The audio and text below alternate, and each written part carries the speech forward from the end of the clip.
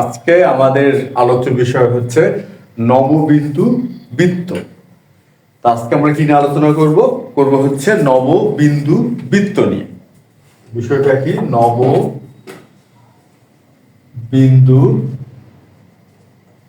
বৃত্ত, এটা হচ্ছে আজকে আমাদের আলোচ্য বিষয়। এখন নব, এটা দ্বারা বোঝাচ্ছে হচ্ছে নয়টি। বিন্দু মানে বিন্দু, আর বৃত্ত মানে হচ্ছে বৃত্ত, অর্থাৎ 9টি বিন্দু নিয়ে যে বৃত্ত, 9টি বিন্দু, অর্থাৎ 9টি বিন্দুর বিষয়টা কি? এই 9টি বা নববিন্দু, এটা হচ্ছে বিশেষ 9টি বিন্দু, বিশেষ 9টি বিন্দু যে বৃত্তের পরিধির উপরে অবস্থান করবে। অর্থাৎ নববিন্দু বৃত্তের যে কনসেপ্ট বা ধারণাটা, সেটা হচ্ছে একটি বৃত্ত, এটা হচ্ছে একটা বৃত্ত। এই বৃত্তের পরিধির উপরে যে স্পেশাল বা বিশেষ ধরনের 9টি বিন্দু থাকবে, 9টি বিন্দুরই নিজস্ব একটা বৈশিষ্ট্য বা পরিচয় থাকবে বা বিশেষত্ব থাকবে। এখানে বৈশিষ্ট্য বা পরিচয় বোঝানো হচ্ছে বিশেষত্ব, অর্থাৎ 9টা বিন্দুরই ভিন্ন ভিন্ন কিছু বিশেষত্ব থাকবে। এমন 9টা বিন্দু এই কোনো একটা বৃত্তের পরিধির উপরে অবস্থান করবে। 1 2 3 4 5 6 7 8 9, অর্থাৎ একটা বৃত্ত তো অসংখ্য বিন্দু থাকবে স্বাভাবিক, কারণ এখানে একটা বক্ররেখা আছে, বক্ররেখা অসংখ্য সংখ্যক বিন্দু থাকবে, কারণ যে কোনো রেখাতে অসংখ্য সংখ্যক বিন্দু থাকে। কিন্তু ওই বিন্দুগুলো হচ্ছে সাধারণ বিন্দু, মানে একটা রেখার জন্য যে বিন্দুগুলো লাগে, কেন আমরা জানি একটা রেখার ধারণা কি, যে অসংখ্য সংখ্যক বিন্দু মিলে তো একটা রেখা পাওয়া যায়। ওগুলো হচ্ছে ওই ধরনের বিন্দু। কিন্তু 9টা বিন্দু থাকবে, 9টা বিন্দু থাকবে যার হলো বিশেষ ধরনের, বা এদের প্রতিটিরই বিশেষত্ব থাকবে। এই ধরনের 9টা বিন্দু যখন একটা বৃত্তের পরিধিতে থাকবে, সেই বৃত্তটাকে আমরা বলতেছি নববিন্দু বৃত্ত। নববিন্দু বৃত্ত, নব মানে বোঝানো হচ্ছে 9টি, অর্থাৎ বিশেষ 9টি বিন্দু ওই বৃত্তের পরিধির উপরে অবস্থান করবে। এই হচ্ছে নববিন্দু বৃত্তের একটা ধারণা। এখন কথা হচ্ছে যে এই যে 9টি বিন্দু, এই বিশেষ 9টি বিন্দু কি কি, মানে এই বিন্দুগুলোর বিশেষত্ব কি। এখন আমরা দেখব বিন্দুগুলোর বিশেষত্ব।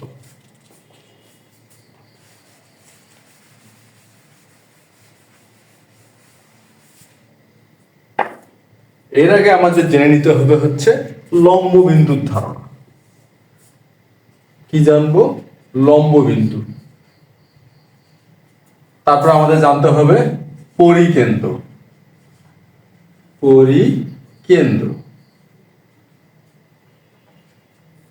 তারপরে যে ধারণাটা জানতে হবে সেটা হচ্ছে লম্বের পাদবিন্দু।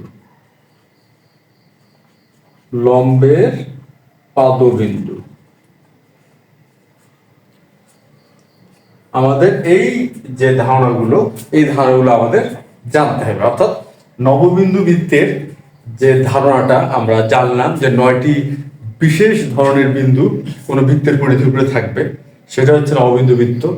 এখন ওই যে বিশেষ 9টি বিন্দু, এদের সম্বন্ধে বা এদের এই বিন্দুগুলোর বিশেষত্ব সম্বন্ধে জানার পূর্বে আমাদের জেনে নেওয়া দরকার যে লম্ববিন্দু, পরিকেন্দ্র এবং লম্বের পাদবিন্দু কি, এই ধারণাগুলো আমাদের দরকার। এই জন্য আমরা কি করব, ওই 9টি বিন্দুর বিশেষত্ব জানার পূর্বে আমরা এই বিষয়গুলো নিয়ে একটু আলোচনা করে নিব, যাতে এই বিষয়গুলো আমরা খুব সহজেই বা খুব ভালো মতো বুঝতে পারি।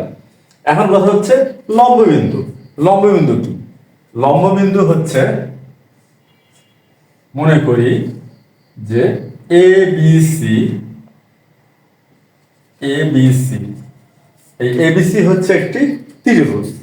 আচ্ছা, এবিসি একটি ত্রিভুজ। এখন এ বিন্দু, বি বিন্দু এবং সি বিন্দু, এই তিনটি হচ্ছে শীর্ষবিন্দু। এই তিনটি এই এবিসি ত্রিভুজের শীর্ষবিন্দু। এখন এ শীর্ষ, তার বিপরীত বাহু কোনটা? বিসি।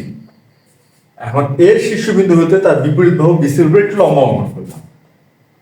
এটা একটা লম্ব অঙ্কন করলাম, লম্বটা হলো এডি লম্ব অঙ্কন করলাম।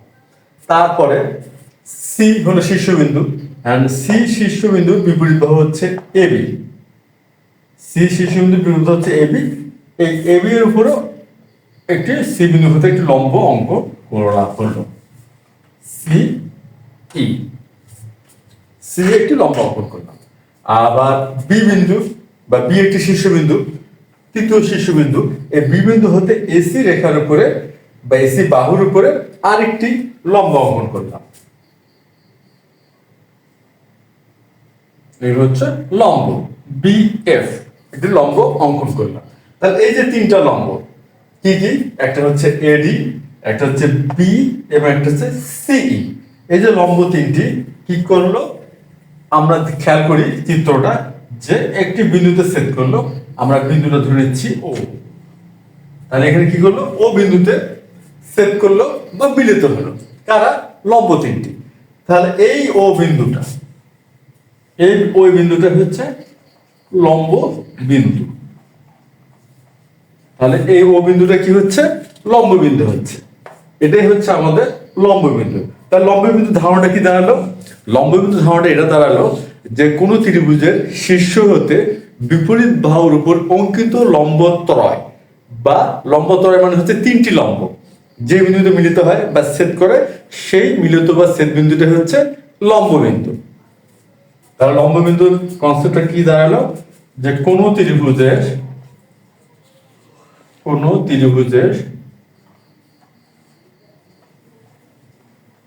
শীর্ষ হতে বা শীর্ষবিন্দু হতে বিপরীত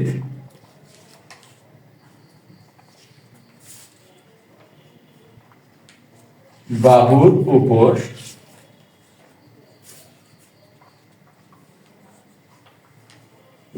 অঙ্কিত লম্বত্রয় যে বিন্দুতে ছেদ করে,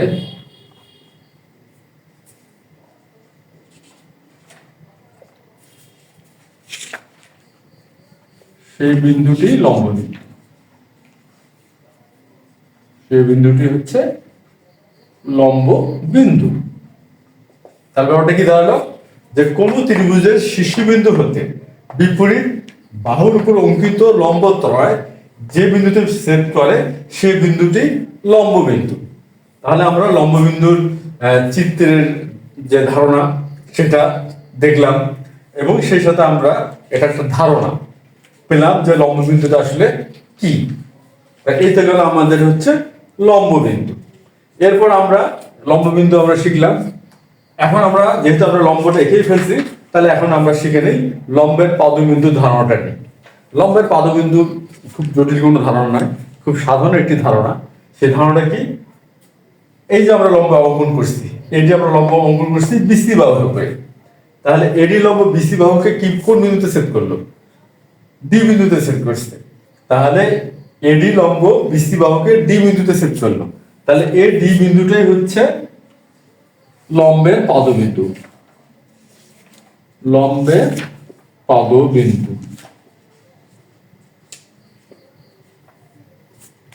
তাহলে ডি বিন্দুটা কি হচ্ছে লম্বের পাদবিন্দু, অর্থাৎ এডি লম্বের পাদবিন্দু কি ডি বিন্দু। আর সেই হিসাবে আমরা বলতে পারবো বিএফ লম্বের পাদবিন্দু এফ, এবং সি লম্বের পাদবিন্দু হচ্ছে ই। তাহলে লম্বের পাদবিন্দুর ধারণাটা কি দাঁড়ালো, যে একটি লম্ব বা একটি রেখা যখন কোনো রেখার উপর খাড়াভাবে দণ্ডায়মান হবে এবং অন্তর্ভুক্ত কোণ হচ্ছে 90 ডিগ্রি, তখন লম্বটা ওই রেখাটাকে যে বিন্দুতে ছেদ করবে, অর্থাৎ আমরা এখানে আলাদা আলাদা করে আবার একটু বোঝার চেষ্টা করি, যেমন পি কিউ হলো একটি রেখা, একটি লম্ব আমরা এখানে অঙ্কন করলাম এম এন। এম এন হচ্ছে পিকু রেখার উপর একটি লম্ব। তাহলে এম এন লম্ব এখানে পিকু রেখার সাথে কোন বিন্দুতে ছেদ করলো, এন বিন্দুতে ছেদ করছে। তাহলে এন বিন্দুতে ছেদ করছে, তাহলে এই এন বিন্দুটাই, এই এন বিন্দুটা হচ্ছে লম্বের পাদবিন্দু। তাহলে এন বিন্দুটা কি হচ্ছে লম্বের পাদবিন্দু। আচ্ছা, তাহলে একটি লম্ব যে যে রেখাতে অন্য একটি মানে যে রেখার উপর সে লম্ব হয়, ওই রেখাকে যে বিন্দুতে ছেদ করে ওই ছেদ বিন্দুটা হচ্ছে লম্বের পাদবিন্দু। এই হচ্ছে আমাদের লম্বের পাদবিন্দুর ধারণা। এখন আমরা দেখি যে পরিকেন্দ্র।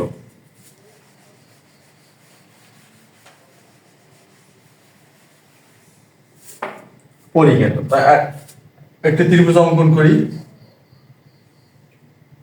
তাহলে এ বি সি, এবিসি একটি ত্রিভুজ অঙ্কন করা হলো। এখন আমরা এই একটা পরিবৃত্ত অঙ্কন করব। তা যেহেতু আমরা মনে করি যে একটা পরিবৃত্ত, তাহলে একটা আমাদের পরিকেন্দ্র লাগবে। পরিবৃত্তের কেন্দ্রটাই হচ্ছে পরিকেন্দ্র। আর পরিকেন্দ্র কিভাবে নির্ণয় করা যায়, আলোচনাটা মূলত হলো এই বিষয়টা নিয়ে যে পরিকেন্দ্র আমরা কিভাবে নির্ণয় করব। কেননা পরিবৃত্তের কেন্দ্র পরিকেন্দ্র এটা তো খুব সহজে বোঝা যাচ্ছে, কিন্তু এই ধারণাটা যথেষ্ট নয় পরিকেন্দ্র নির্ণয় করতে চাই। তাহলে আমাদের পরিকেন্দ্র কিভাবে নির্ণয় করব? আমরা পরিকেন্দ্র নির্ণয় করব যে এই যে ত্রিভুজ এবিসি, তা ত্রিভুজ এবিসি এর যে কোনো দুটি বাহুর লম্ব দ্বিখণ্ডক অঙ্কন করব। কি অঙ্কন করব? লম্ব দ্বিখণ্ডক। আর লম্ব দ্বিখণ্ডক কি? লম্ব দ্বিখণ্ডক, লম্ব দ্বিখণ্ডক। লম্ব দ্বিখণ্ডক এমন একটি রেখা যেটা কিনা কোন রেখাকে সমদ্বিখণ্ডিত করবে, অর্থাৎ সমান দুই ভাগে ভাগ করবে এবং রেখাটির উপরে লম্ব হবে। এটা হচ্ছে লম্ব দ্বিখণ্ডকের ধারণা। বিষয়টা কি?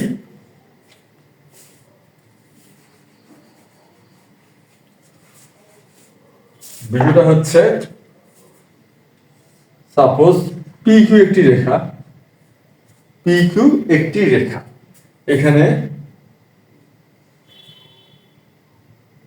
দেখা হলো এম এন, এম এন অপর একটি রেখা যেটা পিকিউকে আর বিন্দুতে ছেদ করলো, পিকিউকে আর বিন্দুতে ছেদ করলো। যদি এই যে কোণটা, এই কোণটা 90 ডিগ্রি হয়, এই কোণটা 90 ডিগ্রি হয় এবং পি আর সমান আর কিউ হয়, পি আর সমান আর কিউ, তার মানে হচ্ছে আর হচ্ছে পি কিউ এর মধ্যবিন্দু। তাহলে আর কি হচ্ছে? পি কিউ এর মধ্যবিন্দু হলো। আর এই যে কোণটা অর্থাৎ এম আর কিউ 90 ডিগ্রি কিংবা এম আর লম্ব পি কিউ যদি হয়, তা সেই ক্ষেত্রে এই এম আর কে আমরা পি কিউ এর লম্ব দ্বিখণ্ডক বলতে পারি। তাহলে এম আরটা কি হচ্ছে? পি কিউ এর লম্ব দ্বিখণ্ডক। তাহলে লম্ব দ্বিখণ্ডকের ধারণা কি হলো? যে এমন একটি রেখা যেটা কোন রেখাকে সমদ্বিখণ্ডিত করবে এবং নিজে ওই রেখাটির উপরে লম্ব হবে, সেটাই হচ্ছে লম্ব দ্বিখণ্ডকের ধারণা। অর্থাৎ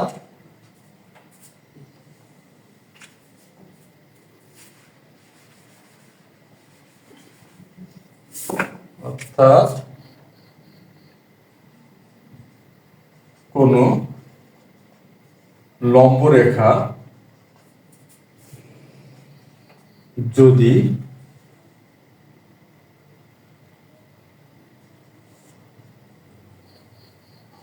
রেখাটিকে, অর্থাৎ কোন লম্ব রেখা যদি রেখাটিকে, কোন রেখাটিকে? যে রেখা সে লম্ব, যদি রেখাটিকে সমদ্বিখণ্ডিত করে,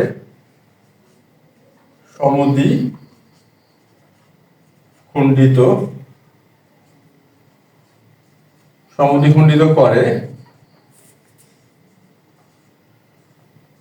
তবে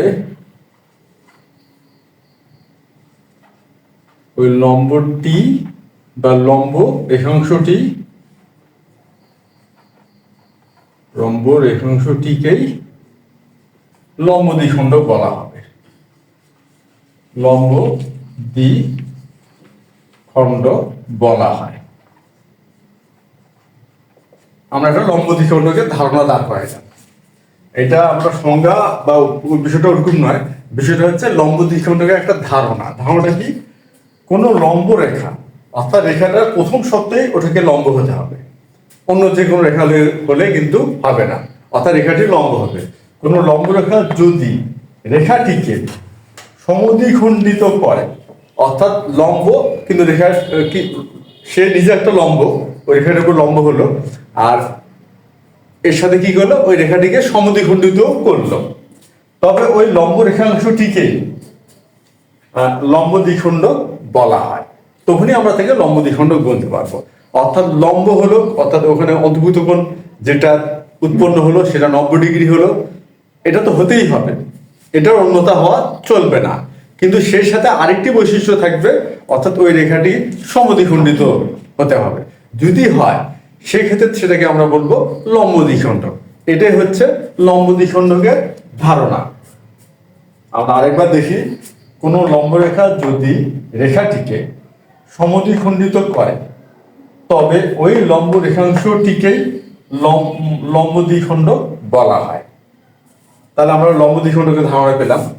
এখন আমরা এবি এর লম্ব দ্বিখণ্ডক অঙ্কন করি। সাপোজ এবি এর লম্ব দ্বিখণ্ডক, আর বিসি এর লম্ব দ্বিখণ্ডক অঙ্কন করি।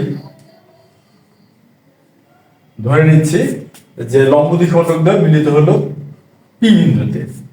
লম্ব দ্বিখণ্ডক মিলিত হলো কি, পি বিন্দুতে। তাহলে এই পি বিন্দুটাই হচ্ছে পরিকেন্দ্র। তাহলে পি বিন্দুটাই হচ্ছে কি, পরিকেন্দ্র। তাহলে পরিকেন্দ্র ধারণা কি? তাহলে পরিকেন্দ্রের ধারণাটা কি দাঁড়াইল? পরিকেন্দ্র।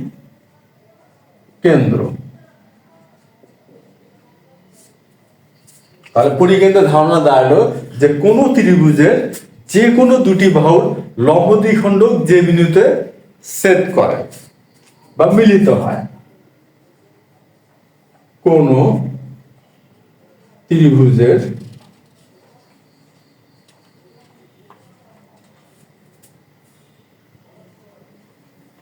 যে কোনো দুটি বাহুর লম্ব দ্বিখণ্ডক যে বিন্দুতে ছেদ করে সেটাই পরিকেন্দ্র।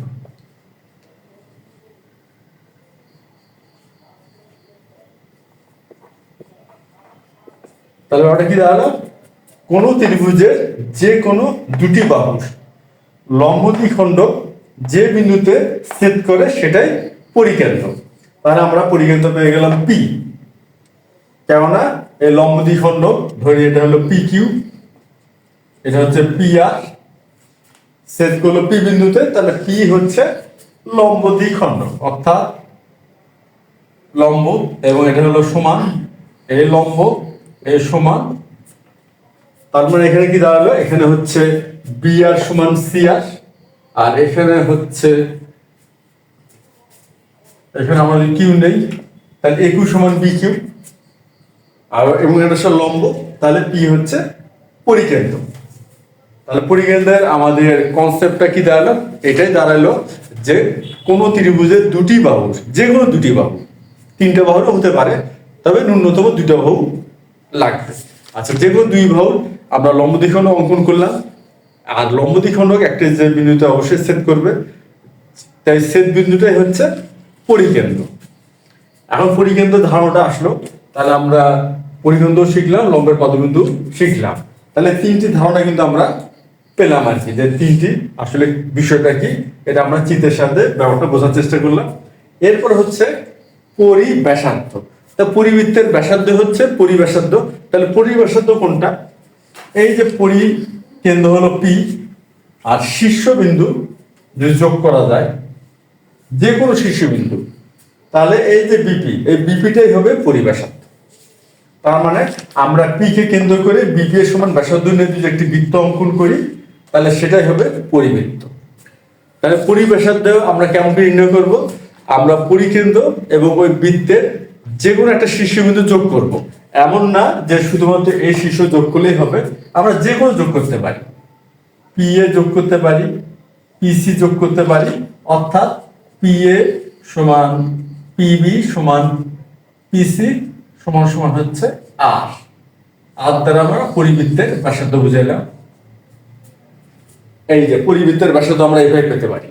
তাহলে পরিকেন্দ্র পেলাম, পরিবৃত্তের ব্যাসার্ধ পেলাম। এখন তো পরিবৃত্ত অঙ্কন করার কোনো ব্যাপারই না, এই হচ্ছে পরিবৃত্ত ধারণা। এবং আমাদের যেটা ইম্পর্টেন্ট, আমাদের আজকে যে নববিন্দু বৃত্তের যে বিষয়টা, এটা বুঝতে যে ধারণাগুলো দরকার, তার মধ্যে পরিকেন্দ্র ধারণাটা যথেষ্ট গুরুত্বপূর্ণ। তাহলে আমরা কিন্তু বুঝলাম এখন যে পরিকেন্দ্র ধারণাটা আসলে কি। তাহলে এখন আমরা শেষ পর্যন্ত কি কি বুঝলাম? লম্ববিন্দু বোঝা গেল, পরিকেন্দ্র বুঝলাম, আর লম্বের পদবিন্দু বুঝলাম। এখন আমরা এই নববিন্দু বৃত্তের যে 9টি বিশেষ বিন্দু, এই 9টি বিশেষ বিন্দুর বিশেষত্বটা কি সেটা জানার চেষ্টা করি।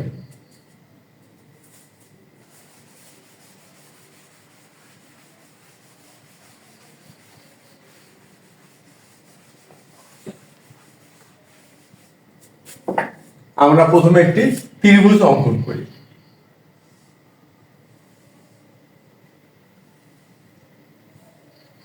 এটা হচ্ছে একটা ত্রিভুজ এ বি সি।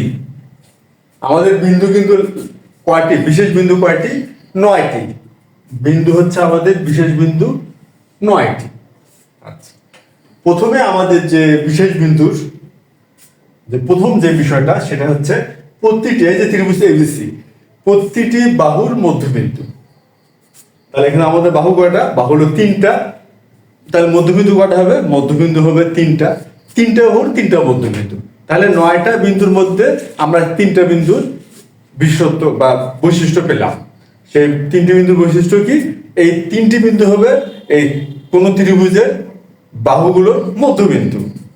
অর্থাৎ এখন আমরা মধ্যবিন্দু গুলো নেই। বিসি, বিসি বাহুর মধ্যবিন্দু ডি, তারপর হচ্ছে এবি বাহুর মধ্যবিন্দু ই, আর এসি বাহুর মধ্যবিন্দু এফ। তাহলে আমরা কয়টা বিন্দু পেলাম? 3টি বিন্দু পেলাম। কি কি? যে এবি, বিসি এবং এসি বাহুর মধ্যবিন্দু। তাহলে আমরা কি পেলাম? 1 নম্বর, বাহু 3টির মধ্যবিন্দু। বাহু 3টির মধ্যবিন্দু। এখানে তাহলে বিন্দুর সংখ্যা কয়টি হলো? 3টি হলো। আচ্ছা, এরপর লম্বের পাদবিন্দু। এখন একটা ত্রিভুজে কয়টি লম্ব অঙ্কন করা যায়? একটা ত্রিভুজের লম্ব আমরা অঙ্কন করতে পারবো 3টি, কারণ আমাদের 3টা শীর্ষবিন্দু এবং বাহু 3টা। তাহলে শীর্ষবিন্দু থেকে বিপরীত বাহুর প্রকৃত লম্ব। তাহলে এখানে আমরা লম্ব আঁকলাম, এই যে একটি লম্ব অঙ্কন করলাম।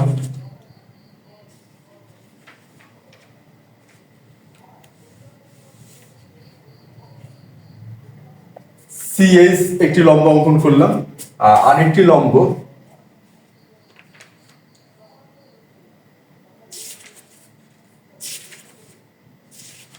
আর বি কে একটি লম্ব অঙ্কন করলাম। তাহলে আমরা লম্ব অঙ্কন করলাম 3টি, কারণ একটি ত্রিভুজের সর্বোচ্চ 3টি লম্ব অঙ্কন করা যায়। তার লম্বের পাদবিন্দু কি? আমরা তো জানি লম্বের পাদবিন্দু হচ্ছে লম্বটা ওই রেখাটিকে যে বিন্দুতে ছেদ করে। তার লম্বের পাদবিন্দু হচ্ছে এখানে এজি লম্বের পাদবিন্দু জি, আর বি কে লম্বের পাদবিন্দু কে, আর সিএস লম্বের পাদবিন্দু হচ্ছে এইচ। তাহলে লম্বের পাদবিন্দু পেলাম। তাহলে দুইয়ে আমরা কোন বিন্দুটা পেলাম? লম্ব ত্রয়ের পদবিন্দু। তাহলে আমরা কয়টি বিন্দু পেলাম? বিন্দু পেলাম কিন্তু আমরা 6টি। বাহু 3টির মধ্যবিন্দু কয়টা? 3টা। আর লম্বতর পাদবিন্দু, যেহেতু লম্ব ত্রয় 3টা লম্ব, তাহলে পাদবিন্দু 3টা। তাহলে মোট পেলাম 6টি। আমরা দেখি, হ্যাঁ 6টি। প্রতিটি বাহুতে এই যে বিন্দুগুলো আমরা চিহ্নিত করতেছি, তাহলে 6টি বিন্দু আমরা পেলাম। বাকি থাকলো কয়টি বিন্দু? বাকি থাকলো হলো আরো 3টি বিন্দু। বাকি থাকলো কি? আরো 3টি বিন্দু। আর 3টি বিন্দু কোনগুলো সেটা হলো কথা। এই যে লম্বতলে যে বিন্দুতে মিলিত হলো, ধরুন এটা ও বিন্দুতে মিলিত হচ্ছে। কি বিন্দুতে মিলিত হচ্ছে? ও বিন্দুতে। আচ্ছা, আর ও বিন্দুটা কি বিন্দু? লম্ব বিন্দু।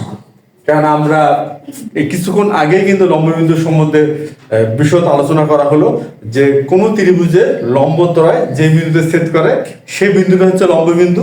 আর এই যে ত্রিভুজ এবিসি ত্রিভুজের লম্বত্রয় হচ্ছে এজি সিএস আর বি কে মিলিত হচ্ছে ও বিন্দুতে, তাহলে ও হচ্ছে লম্ব বিন্দু। এখন আর শীর্ষবিন্দু তো আমরা জানি এটা হচ্ছে এ বি এবং সি। আচ্ছা, এখন লম্ব বিন্দু এবং শীর্ষবিন্দুর মধ্যবিন্দু। এখন আমরা খেয়াল করি লম্ব বিন্দু হচ্ছে এখানে ও, আর শীর্ষবিন্দু ধরে এটা হচ্ছে এ, তাহলে ও এবং এর মধ্যবিন্দু আমরা ধরে নিচ্ছি হচ্ছে পি বিন্দু। তাহলে এখানে লম্ব বিন্দু ও আর শীর্ষবিন্দু হচ্ছে এ, তাহলে ও এর মধ্যবিন্দু হচ্ছে পি, আর ও বি এর মধ্যবিন্দু হচ্ছে কিউ, ও বি এর মধ্যবিন্দু হচ্ছে কিউ, এবং ও এবং সি এর মধ্যবিন্দু হচ্ছে আর। তাহলে আমরা কয়টা পেলাম বিন্দু? আরো 3টে পেলাম। এই বিন্দুটার বিশেষত্ব কি? এটা হচ্ছে লম্ব বিন্দু আর শীর্ষবিন্দুর মধ্যবিন্দু। তাহলে 3 নম্বরে কি পেলাম? লম্ব বিন্দু এবং শীর্ষ বিন্দু ত্রয়ের মধ্যবিন্দু, বিন্দু ত্রয়ের মধ্যবিন্দু। তাহলে আমাদের বিন্দু মোট কয়টি হলো? বাহু তিনটির মধ্যবিন্দু কয়টি? 3টি। লম্বতর পাদবিন্দু কয়টি পেলাম? 3টি। তা 3 3 6। তার লম্ব বিন্দু এবং শীর্ষ বিন্দু ত্রয় মধ্যবিন্দু। তাহলে আমাদের লম্ব বিন্দু এবং শীর্ষ বিন্দু ত্রয়, তা শীর্ষ বিন্দু কয়টি? 3টা। তাহলে আমরা এখানে বিন্দু পেলাম আরো 3টি। মোট আমরা কয়টি বিন্দু পেলাম? 9টি বিন্দু পেলাম। 3, 1 নম্বরে 3, 2 নম্বরে 3, আর 3 নম্বরেও 3টি বিন্দু। তাহলে এই বিন্দুগুলোর বিশেষত্ব করতে 3 ধরনের বিন্দু হলো। বিন্দুগুলো হলো 3 ধরনের। তার মধ্যে এক ধরনের কোনটি? বাহু তিনটির মধ্যবিন্দু। সংখ্যা 3টা, কিন্তু টাইপ কিন্তু একটাই। দ্বিতীয় টাইপ অর্থাৎ লম্বদ্বয় পাদবিন্দু, টাইপ নম্বর 2 বিন্দু হচ্ছে 3টি, এটারও 3টি বিন্দু। আর টাইপ নম্বর 3 লম্ব বিন্দু এবং শীর্ষ বিন্দু ত্রয়ের মধ্যবিন্দু। টাইপ নম্বর 3 বিন্দু কয়টা? 3টা। তাহলে মোট বিন্দু 9টি। তাহলে আমরা কিন্তু বিশেষ 9টি বিন্দু পেয়ে গেলাম। বিশেষ 9টি বিন্দু পেয়ে গেলাম, অর্থাৎ নববিন্দু বৃত্তের 9টি বিন্দু আমরা পেয়ে গেলাম। তার মানে এই 9টি বিন্দু কি হবে? ওই বৃত্ত, যে একটা বৃত্ত অঙ্কন করা হবে সেই বৃত্তের পরিধি উপরে থাকবে। তাহলে নববিন্দু বৃত্তের 9টি বিন্দু কিন্তু আমরা পেয়ে গেছি। অর্থাৎ আর আমরা মনে রাখার সুবিধার্থে এই টাইপটা মনে রাখবো। কোনটা মনে রাখবো? টাইপ, যে বিন্দুগুলোর ধরনটা কি বা বিশেষত্বটা কি। বিশেষত্ব কিন্তু 3টা, 3 ধরনের বিন্দু, 3 ধরনের বিন্দু। প্রথমটা বাহু তিনটির মধ্যবিন্দু, 1 নম্বর টাইপ। 2 নম্বর টাইপ লম্বদ্বয় পাদবিন্দু, এটা হলো 2 নম্বর টাইপ। আর 3 নম্বর টাইপ লম্ব বিন্দু এবং শীর্ষ বিন্দু ত্রয়ের মধ্যবিন্দু, এটা হলো 3 নম্বর টাইপ। আর প্রতিটা টাইপের বিন্দু সংখ্যা কয়টি? 3টি। আমার মনে হয় না এটা মনে রাখা খুব একটা কষ্টকর, একটু খেয়াল করলে মনে রাখা যায়। আচ্ছা, তাহলে আমরা 9টি বিন্দু পেয়ে গেলাম। এখন আমাদের দরকার যে নব বিন্দু বৃত্তের কেন্দ্রের নির্ণয়, অর্থাৎ নববিন্দু বৃত্তের কেন্দ্র কি হবে। আমরা তো নববিন্দু বৃত্তের 9টা বিন্দু পেয়ে গেছি। যেহেতু 9টা বিন্দু পেয়ে গেছি, এখন আমরা বৃত্ত অঙ্কন করতে পারি। কিন্তু আমাদের সাধারণ সেন্স কি বলে? আমাদের সাধারণ সেন্স এটাই বলে যে আমরা যদি একটি বৃত্ত অঙ্কন করতে চাই তাহলে অবশ্যই কেন্দ্র লাগবে, অবশ্যই কেন্দ্র লাগবে। তারপর লাগবে আমাদের ব্যাসার্ধ। আমরা কেন্দ্র জানি, ব্যাসার্ধ জানি, সেক্ষেত্রে কিন্তু আমরা একটা বৃত্ত অঙ্কন করতে পারবো। তার প্রথমে আমরা কেন্দ্রটা নির্ণয় করব, তারপর নির্ণয় করবো হচ্ছে ব্যাসার্ধ। আচ্ছা, এখন আমরা কেন্দ্র কিভাবে নির্ণয় করব?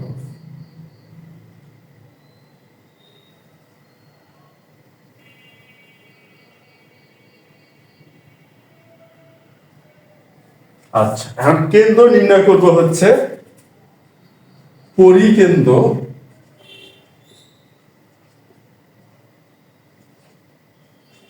ও লম্ব বিন্দুর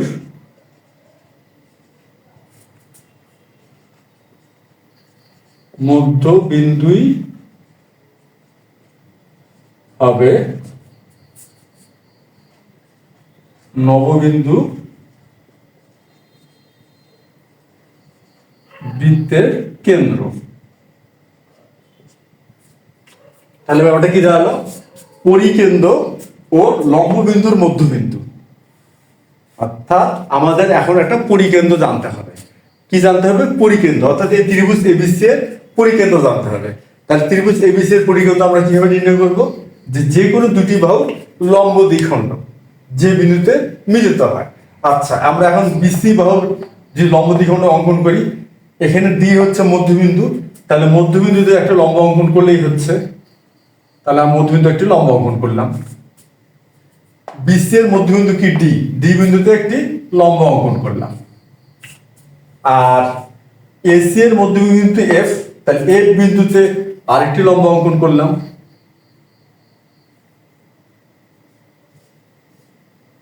আরেকটি লম্ব অঙ্কন করলাম। এই লম্বদ্বয় যে বিন্দুতে মিলিত হলো সেটাই হচ্ছে পরিকেন্দ্র। ধরে নিলাম এটা হলো এস। তাহলে এস হচ্ছে পরিকেন্দ্র। তাহলে এস হলো পরিকেন্দ্র, ও হচ্ছে লম্ববিন্দু। তাহলে ও এস এর মধ্যবিন্দু যদি আমরা নির্ণয় করি, ও এস এর মধ্যবিন্দু আমরা এম পেলাম। সাপোজ ও এস এর মধ্যবিন্দু পেলাম এস, সরি এম। ও এবং এস এর মধ্যবিন্দু পেলাম এম। এই এমই হচ্ছে নববিন্দু বৃত্তের কেন্দ্র। অর্থাৎ বিষয়টা কি দাঁড়ালো? যে পরিকেন্দ্র লম্ববিন্দুর মধ্যবিন্দুই হবে নববিন্দু বৃত্তের কেন্দ্র। আমাদের লম্ববিন্দু তো প্রথমে অঙ্কন হয়ে গেছে, যেহেতু যখনই আমরা লম্বের পাদবিন্দু নির্ণয় করতে যেয়ে কিন্তু আমরা লম্ববিন্দুটা পেয়ে গেছি। তারপরে পরিকেন্দ্রটা অঙ্কন করব। পরিকেন্দ্রের ধারণা কি?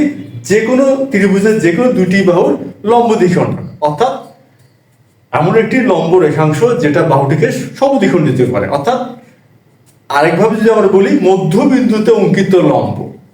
কোন বাহুর বা কোনো রেখাংশের মধ্যবিন্দুতে একটা লম্ব অঙ্কন করা যায়, সেটাও কিন্তু লম্ব দ্বিখণ্ডকই হচ্ছে। সেই ধারণাটা কিন্তু এখানে ব্যবহার করলাম। বিসি এর বাহুর মধ্যবিন্দু ছিল ডি, এখানে লম্ব অঙ্কন করা হলো। আর এসি বাহুর মধ্যবিন্দু ছিল এফ, এখানেও একটি লম্ব অঙ্কন করা হলো। তাহলে লম্ব দুইটি মিলিত হলো এস বিন্দুতে। লম্ব দুটি মিলিত হলো এস বিন্দুতে। তাহলে এটা হচ্ছে পরিকেন্দ্র পেলাম, এবং পরিকেন্দ্র লম্ববিন্দুর মধ্যবিন্দু আমরা নির্ণয় করলাম, ধরে নিচ্ছি এম। তাহলে এমটাই হচ্ছে নববিন্দু বৃত্তের কেন্দ্র। এমটাই কি হচ্ছে? নববিন্দু বৃত্তের কেন্দ্র। তাহলে আমরা কিন্তু নববিন্দু বৃত্তের কেন্দ্র পেয়ে গেলাম।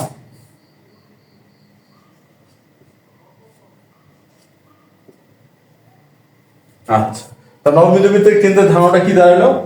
এটা দাঁড়ালো যে পরিকেন্দ্র ও লম্ববিন্দুর মধ্যবিন্দু হবে নববিন্দু বৃত্তের কেন্দ্র।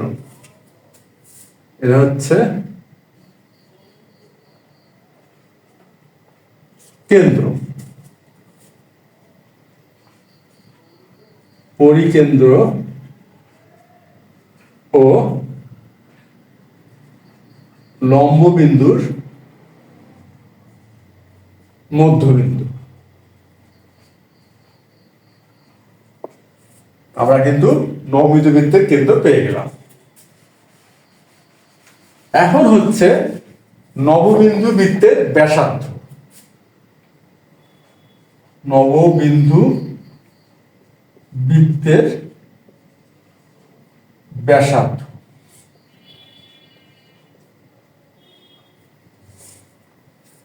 নববিন্দু বৃত্তের ব্যাসার্ধ। আর নববিন্দু বৃত্তের ব্যাসার্ধ এখন জানা দরকার, কারণ আমরা কেন্দ্র পেলাম, তার আগে কি পেলাম? যে 9টি বিশেষ বিন্দু।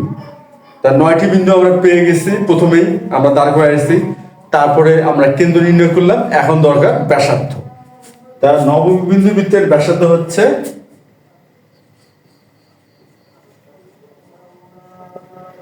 ত্রিভুজটির পরিব্যাসার্ধের অর্ধেক। তা নববিন্দু বৃত্তের ব্যাসার্ধটা কি? ত্রিভুজটির পরিব্যাসার্ধের অর্ধেক। অর্থাৎ যে ত্রিভুজটিতে আমরা নববিন্দু বৃত্তটা অঙ্কন করব, সেই ত্রিভুজটির যে পরিব্যাসার্ধ তার অর্ধেকই হবে, তার অর্ধেক। পরিব্যাসার্ধ যে দৈর্ঘ্য তাকে যদি আমরা সমদ্বিখণ্ডিত করি তার অর্ধেক অংশ পাবো, সেই অর্ধেক অংশটাই হচ্ছে নববিন্দু বৃত্তের ব্যাসার্ধ। আর আমরা পরিব্যাসার্ধটা কেমন করে নির্ণয় করব? পরিব্যাসার্ধ আমরা নির্ণয় করব হচ্ছে পরিকেন্দ্র এবং শীর্ষবিন্দুর মধ্যবর্তী দূরত্বটাই হচ্ছে পরিব্যাসার্ধ। অর্থাৎ আমরা এস বি যোগ করলাম, এই এস বিটাই হচ্ছে পরিব্যাসার্ধ। আর এস বি এর কে যদি সমদ্বিখণ্ডিত করি, এস বি কে কি করলাম আমরা? সমদ্বিখণ্ডিত করলাম, করে আমরা সাপোজ বিএন পেলাম বা এসএন পেলাম। তাহলে এই বিএন যে দৈর্ঘ্যটা, এই বিএন এর দৈর্ঘ্যটাকে আমরা ধরে নেব আর। ক্যাপিটাল আর দ্বারাই সাধারণত পরিবৃত্তের ব্যাসার্ধ বোঝানো হয়। সরি, এই বিএসটাই হচ্ছে আর, এই আর এর অর্ধেক। এই বিএসটা হচ্ছে আর, এই আর এর অর্ধেকটাই হবে ত্রিভুজ, আর এর অর্ধেকটাই হবে কি? নববিন্দু বৃত্তের ব্যাসার্ধ। তাহলে ব্যাপারটা কি দাঁড়ালো? ত্রিভুজটির ত্রিভুজটির পরিব্যাসার্ধের অর্ধেকই হচ্ছে নববিন্দু বৃত্তের ব্যাসার্ধ। আচ্ছা, এখন আমরা নববিন্দু বৃত্তের ব্যাসার্ধ পেয়ে গেলাম।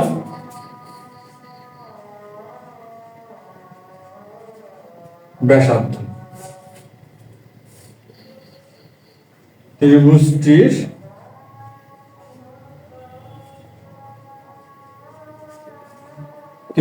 কি হলো? ত্রিভুজটির পরিব্যাসার্ধের অর্ধেক। ত্রিভুজটির পরিব্যাসার্ধের অর্ধেক।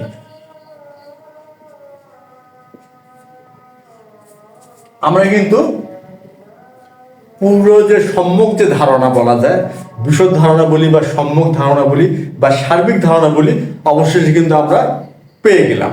এখন শুধুমাত্র ওই চিত্রটা অঙ্কন করাই বাকি। তাছাড়া বলা যায় আমরা প্রতিটি ধারণাই কিন্তু দাঁড় করাতে পারলাম। কি কি ধারণা দাঁড় করাতে পারলাম? প্রথমে আমরা কি করলাম, যে 9টি বিন্দু অর্থাৎ নববিন্দু বৃত্তের যে 9টি বিন্দু সেটাকে আমরা নির্ণয় করলাম। সেই 9টি বিন্দু কি? সেই 9টি বিন্দু হচ্ছে বাহু তিনটির মধ্যবিন্দু। এখানে হলো টাইপ নম্বর 1 বাহু তিনটির মধ্যবিন্দু, টাইপ নম্বর 2 লম্ব ত্রয়ের পাদবিন্দু, এবং টাইপ নম্বর 3 লম্ব বিন্দু এবং শীর্ষবিন্দু ত্রয়ের মধ্যবিন্দু। এটা হচ্ছে টাইপ নম্বর 3। প্রতিটি টাইপে বিন্দু সংখ্যা কয়টি হচ্ছে? 3টি করে। প্রতিটি টাইপে বিন্দু সংখ্যা কয়টি? 3টি করে। তাহলে আমাদের বিন্দু হচ্ছে মোট 9টি। তাহলে 3 টাইপের বিন্দু, প্রতিটার 3টি করে বিন্দু হলো 9টি। এরপর আমাদের জানা দরকার ছিল কেন্দ্র। এরপরে কি জানা দরকার ছিল? কেন্দ্র। তাহলে এখন আর কেন্দ্রটা কি? কেন্দ্রটা হচ্ছে পরিকেন্দ্র ও লম্ববিন্দুর মধ্যবিন্দু। কেন্দ্রটা আমরা কিভাবে নির্ণয় করব? কেন্দ্র নির্ণয়ের পদ্ধতিটা হচ্ছে পরিকেন্দ্র অর্থাৎ ত্রিভুজটির পরিকেন্দ্র ধারণা আমরা কি জানলাম? পরিকেন্দ্র ধারণা এটা জানলাম যে কোন ত্রিভুজের যে কোনো দুটি বাহুর মধ্য, কোন ত্রিভুজের যে কোনো দুটি বাহুর লম্ব দ্বিখণ্ডক যে বিন্দুতে মিলিত হয় সেটা হচ্ছে পরিকেন্দ্র। সেই পরিকেন্দ্র এবং লম্ববিন্দু অর্থাৎ কোন ত্রিভুজের লম্বগুলোর ছেদবিন্দু, আচ্ছা লম্ববিন্দুর মধ্যবিন্দু। কেন্দ্র হচ্ছে পরিকেন্দ্র ও লম্ববিন্দুর মধ্যবিন্দু। তাহলে আমরা কেন্দ্র পেলাম। এরপর আমাদের জানা দরকার কি? ব্যাসার্ধ। জানা দরকার ব্যাসার্ধ। ব্যাসার্ধটা কি? ত্রিভুজটির পরিব্যাসার্ধের অর্ধেক। ত্রিভুজটির পরিব্যাসার্ধের অর্ধেক। তাহলে এই যে ধারণাগুলো আমরা পেলাম, এখন যদি আমরা এই যে নববিন্দু বৃত্তের কেন্দ্র পেয়ে গেলাম এম, আর পরিব্যাসার্ধের অর্ধেক পাইছি বিএম। এখন এটা এই এম বিন্দুকে কেন্দ্র করে এই পরিব্যাসার্ধের অর্ধেকের সমান ব্যাসার্ধ নিয়ে যদি একটি বৃত্ত অঙ্কন করা যায়, তাহলে এই বৃত্তটা এই 9টি বিন্দু দিয়ে যাবে। এই বৃত্তটা কি? এই 9টি বিন্দু দিয়ে যাবে। এখন এটা যদি আমরা যে যার মতো করে এই বিন্দুগুলো আমাদের নিজস্ব ভাবে আর কি। অবশ্যই এটা প্র্যাকটিসের একটা ব্যাপার, প্র্যাকটিস করতে হবে। যে আমরা এটা বিষয়টা আজকে জানলাম, এখন আমরা সবাই চেষ্টা করব যে এই ধারণাটা ব্যবহার করে আগে প্রথমে আমরা কি করব, 9টি বিন্দু চিহ্নিত করব, তারপরে কেন্দ্র নির্ণয় ধারণা ব্যবহার করে কেন্দ্র নির্ণয় করব, তারপরে ব্যাসার্ধ নির্ণয় ধারণা ব্যবহার করে ব্যাসার্ধটা নির্ণয় করার মাধ্যমে আমরা ওই বৃত্তটা অঙ্কন করার চেষ্টা করব। এবং বৃত্তটা অঙ্কন করে আমরা খেয়াল করব বা অবশ্যই অবজার্ভ করব বা পর্যবেক্ষণ করব যে ওই বৃত্তটা আসলে 9টি বিন্দু দিয়ে যাচ্ছে কি না। যদি যায় তাহলে আমরা সফল, যদি যায় তাহলে আমরা সফল। কারণ আমরা যদি ঠিকঠাক নিয়ম মেনে এই বৃত্তটা আঁকার চেষ্টা করি, বলা যায় যে অবশ্যই ওই বৃত্তটা ওই 9টি বিন্দু দিয়েই যাবে। আর যদি না যায় তাহলে অবশ্যই খেয়াল করতে হবে আমাদের হয়তো কোথাও কোনো ত্রুটি হয়েছে, যে আমরা ওই বিন্দুগুলো ঠিকমতো নির্ণয় করতে পারিনি। তাহলে আমরা যদি আরেকবার প্র্যাকটিস করি, আবার চেষ্টা করি, তাহলে অবশ্যই আমরা সফল হব। তাই এটাই ছিল আজকে আমাদের নববিন্দু বৃত্তের নিয়ে যে আলোচনা, যেটা আমরা পর্যায়ক্রমিকভাবে প্রতিটি বিষয় আলাদা আলাদাভাবে বুঝে চিত্রের সাহায্যে বিষয়টা আমরা দাঁড় করালাম। এখন আমাদের যেটা করণীয়, আমরা সবাই চেষ্টা করব এই বৃত্তটা আমরা সবাই আঁকতে পারি কিনা। তাহলে আজ এ পর্যন্তই, ধন্যবাদ।